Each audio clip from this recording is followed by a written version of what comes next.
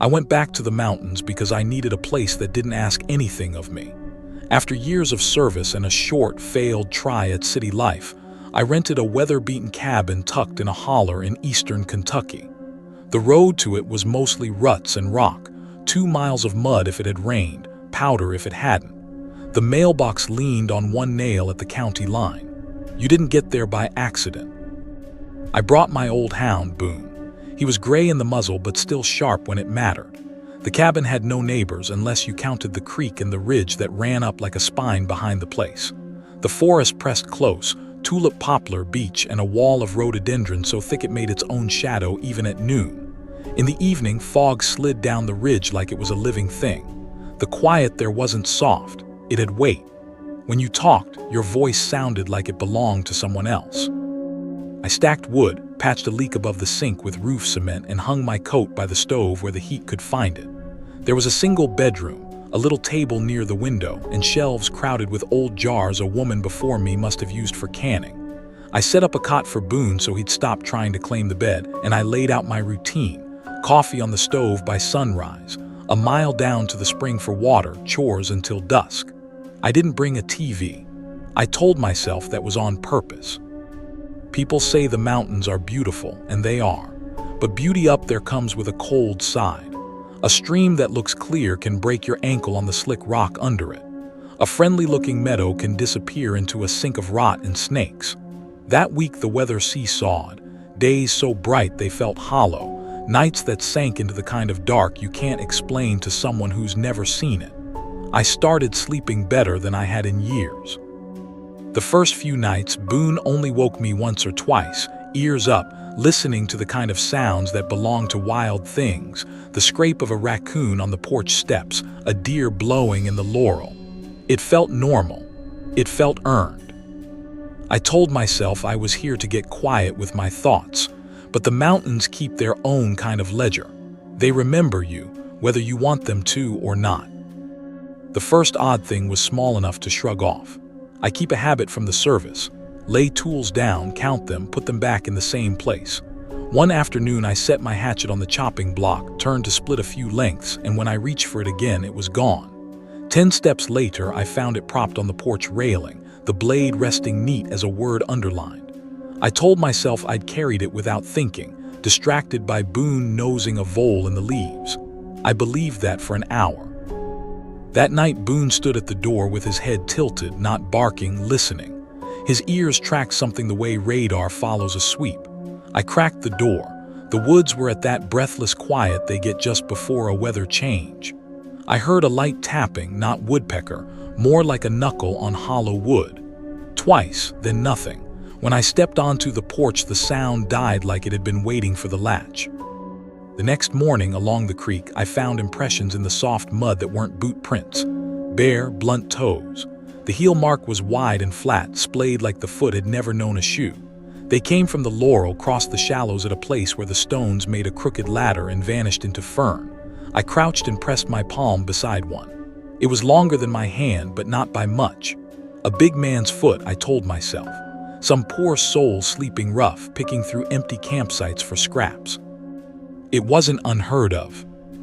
I put out food scraps that evening, rinds and bones in a bucket down by the stump, and told myself that was mercy, not fear. The bucket was empty by morning, carried somewhere, not dragged. Boone stood where it had been, nose down, tail stiff, then lifted his head and stared into the timber with all the life gone from his eyes, just the cold calculation dogs get when the thing they're reading in the air has teeth. Game changed on the third day. My front door was open when I came back from the spring. The hinging was fine, the latch too. Nothing gone, nothing obvious. A coil of baling twine I kept in a jar had been pulled out and draped across the table like someone was measuring it with their eyes. In the dirt by the steps, small stacked stones leaned against one another in a little column, 3 flat pieces and a round river rock on top. Some hikers build cairns along trails. Nobody builds them at another man's door. I took the stones apart and scattered them in the creek. Boone watched me do it, tail low. When I turned back to the cabin, the hairs along my forearm stood up. The door was closed. I hadn't touched it. I set a trail camera that night, cheap but good enough to catch a raccoon from 20 feet. I strapped it to a maple facing the path to the porch, angled low. Then I wired a little bell to the latch, nothing fancy, just a line of fishing filament running to a brass jingle that would sing if the door moved. I told myself I was doing it to prove there was nothing to be worried about, because it's easier to argue with a bell than your own mind. The bell rang once at 2 a.m., a single clear note, thin as glass. Boone was up before I was, teeth bared but silent, like someone had told him to hold his voice. I opened my eyes to the kind of dark that clamps over a room when a storm spins its shadow across the valley. No wind, no rain, just blackness and Boone's breath slow and careful at my knee.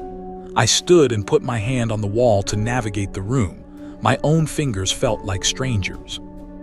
I stood at the door, waited, and did not open it. At dawn, I went to the maple. The camera hung where I'd left it, but its mouth faced the tree, a perfect photograph of bark. The strap hadn't slipped. The buckle was tight. I checked the card anyway. 13 empty images, all of them the same gray close-up of wood. Something had reached for the eye of the thing and turned it away. I set the camera again and pulled the bell down because I didn't like that the bell had known something before I did. That afternoon at the spring, Boone stopped at the edge of the cleared path and refused to put a paw on the track. His nails dug into the duff, his back went down, and his lips quivered over teeth he almost never used. I thought maybe a bear had moved through, but there was no musk on the air. Instead, a faint sour smell drifted up from the trail, wet wool, old smoke, and something like meat left too long in a pocket. The kind of odor you'd miss if you weren't trying to name it. I found my hat in the branches of a mountain laurel near the creek that evening, placed, not snagged. Beneath it, caught in the split-rail fence, were a few strands of hair. They weren't from any deer. Coarse, dark, longer than mine. A braid had been tied into the hair with the same bailing twine that had gone walking around my table. The knot was practiced and neat. I burned the braid in a coffee can behind the cabin. Watching flame take, it felt like burning a note I couldn't read. Smoke curled up and out, thin as a finger writing in air. Boone lay with his head on his paws but never closed his eyes. When the last piece charred and fell into its own ash, the wind came up from the creek and pushed the smoke into the trees. I told myself I'd done the right thing. I told myself that twice. Before bed, I pushed the table against the door, more for the feel of doing something than any real safety.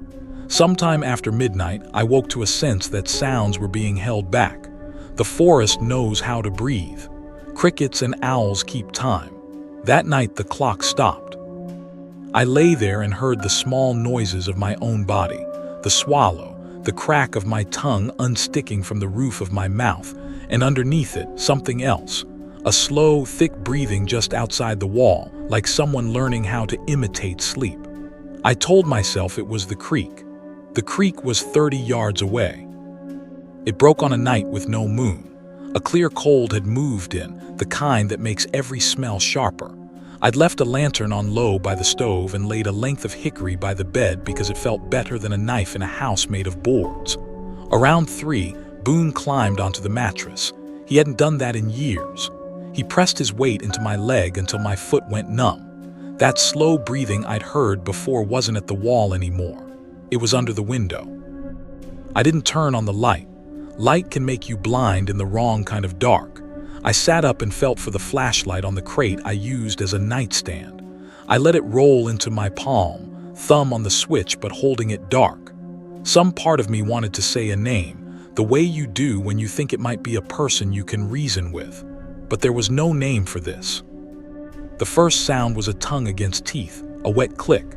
Then a whisper, low and curious, like someone repeating a word they'd overheard. Hey, drawn out, the vowel bent wrong. I didn't answer. Boone's throat made a sound I've never heard him make before or since, soft but full of iron, a sound that says if you take one more step you'll never forget it. The whisper came again, closer to the seam of the window frame. Hey. The last letter stuttered in the fog on the glass. I eased off the bed, moved to the door, lifted the latch as slow as I knew how. The night air felt like a hand closing on my chest. I stepped out and pointed the flashlight low first to keep my own eyes alive. The The beam ran across empty boards, then the edge of the steps, then the yard. Boone pushed past me and took 3 silent strides to the end of the porch, stopped with his front paws on the rail and went still.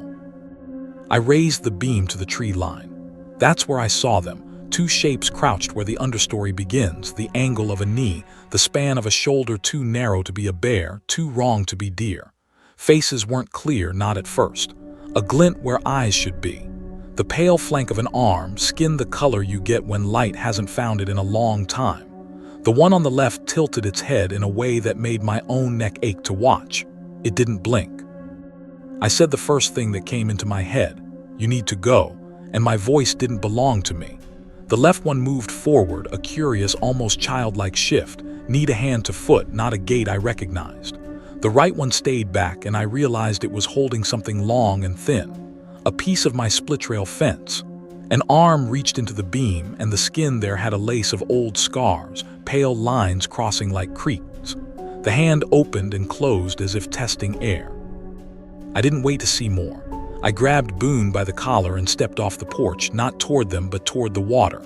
The creek was the only open ground I could count on. The laurel closes on you like a door. We moved fast but quiet. I knew every root and rock from the week I'd been there. It was enough. I went straight for the crossing stones where I'd seen those prints. Cold took my ankles hard and bit to the bone. I didn't look back. You don't give something like that your eyes if you can help it. On the far bank, I cut left along a game trail I'd scouted and then up toward the ridge. Behind us, the brush moved in a quick shiver, then stopped. The creek runs cold even in summer. On a night like that, it's a blade. Maybe that kept them on their bank. Maybe they just wanted me to know the choices I had were mine and none of them were good. We climbed until the cabin was a square of darker dark below us and the sky above had the first thinnest suggestion of gray. Boone never once pulled on the collar. He stayed pressed to my knee like he was hurting me. From the ridge, I watched the cabin for a long time. Nothing moved. The lantern glowed through the window like an eye going dim. Somewhere far off, a train sounded from the county line, a long iron moan that didn't care about men or what they did to one another. We waited until the light changed from gray to the flat color of a new bruise. When we came down, I didn't go straight to the house. I went to the maple where I'd set the camera. The strap hung in 2 pieces, cut. The lens was there, though, and when I picked it up, a clump of mud fell from it like something had pressed an eye to the glass. In the yard, my door stood open. On the table inside, someone had laid the baling twine in a loop and tied a knot I recognized, the same practiced hitch from the braid. A message or an invitation or a joke, I didn't try to figure out which. I packed before the sun had any heat in it. 2 duffels, a box of jars for the landlord, the trail camera because I couldn't stand to leave it. Boone watched me move and didn't once get in the way he usually does when he thinks we're going on a trip. When I took the last armful and stood in the doorway, I looked back the way folks do when they need to convince themselves they're choosing to leave. The loop of twine lay where it had been. I lit a match and touched it. Flame walked the string with a dry whisper, and when it reached the knot it hesitated like it was thinking, then took that too. At the county road I called the landlord from a payphone outside the feed store. The cabin sits in a pocket where cell service goes to die. He listened without interrupting. When I finished, he said, "People get to thinking it's empty up there. It is. Leave the key under the seat of your truck when you get a chance." That was all. No surprise, no lecture. Like I'd said I'd seen bear sign. The certainty in his tone made something inside me loosen and then clamp twice as hard. I drove to town and sat in the parking lot behind the library until my hands stopped shaking. I told myself to go home, and then realized I didn't know where that was anymore. Eventually, I booked a room at the little motor court by the highway. Boone slept across the door. Every time a truck geared down on the grade, I woke with my mouth dry and my heart doing that empty gallop. When I finally did sleep, I dreamed of the creek. In the dream, the stones made a perfect line, and on each stone sat a jar filled with clear water. A hand reached out from behind me and moved one jar an inch to the left, and the water inside it shook without making a sound. Back in the city, I hung the camera pictures on my computer. The last night had 7 images before the strap was cut. 6 frames of grain dust and blur, the camera trying to guess at motion in the dark. One frame that looked like nothing until I pushed the contrast and brightness by minutes and degrees. Gray, then black, then the faintest suggestion of a cheek, the curve of an ear, and a circle of light caught in a pupil that reflected nothing back. It could have been a trick of pixels. It could have been anything. When I told a friend from the service what happened, he said, "You were tired. That place got in your head." He might be right. The city feels full of polite lies, the kind where people ask how you are and don't want the real answer. The mountains tell a different kind of truth, but you have to accept the parts of it that don't fit neatly into what you think you know. I haven't decided which kind of truth is worse. Sometimes, crossing a street here at dusk, I hear a sound that doesn't belong, something like a breath held just wrong. Sometimes I wake and the room feels too small, as if the walls are leaning in at a slow angle I can't see but my body can feel. Boone sleeps at the foot of the bed and once in a while lifts his head and looks at the window like it's remembering how to fog. I don't go back to the holler. When people ask me why I left, I say I wanted to be closer to work. That's a city answer. The real answer is harder. I burned a knot I didn't understand and crossed a creek before sunrise and walked away from a house that hadn't done me any harm. If you're waiting for the lesson, I don't have one. Maybe just this: the land remembers everything, and sometimes it lets you know it does. And if you ever find a little stack of stones by your door in a place where there shouldn't be any, don't take too long deciding what you think it means. You can tell yourself nothing is out there. You can tell yourself you imagined it. But the mountains don't care what you tell yourself. They keep their own stories, and if you're very quiet, sometimes you hear one being written, with breath, with mud, with the flick of a match in a room that used to be yours.